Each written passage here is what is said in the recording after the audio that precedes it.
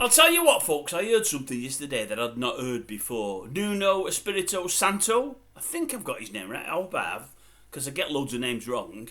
Current coach at Nottingham Forest, ex of Wolves. Turns out he'd been there about 4 years at Wolves. I didn't realise it was that long.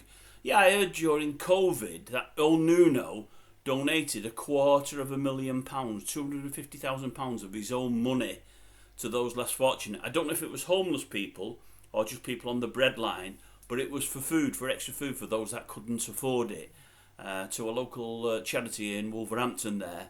And I believe on the back of that is a bit of a hero in the local community. Well, I should think so.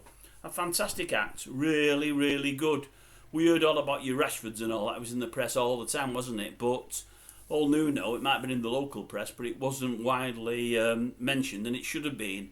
A great, great gesture. Don't get me wrong, he'll have been on a few quid, but he's not in the higher echelons of management, so he won't be on huge amounts.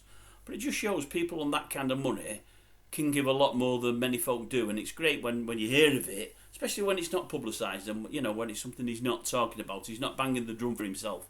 I really liked it. I mean, it's 3 or 4 years after COVID now. I've only just heard about it. It was news to me, and I thought it was a wonderful gesture. No wonder the folk of Wolverhampton like him, and I now like him. He's gone up in my estimation already just on the back of that. Wonderful, NUNO. Wonderful.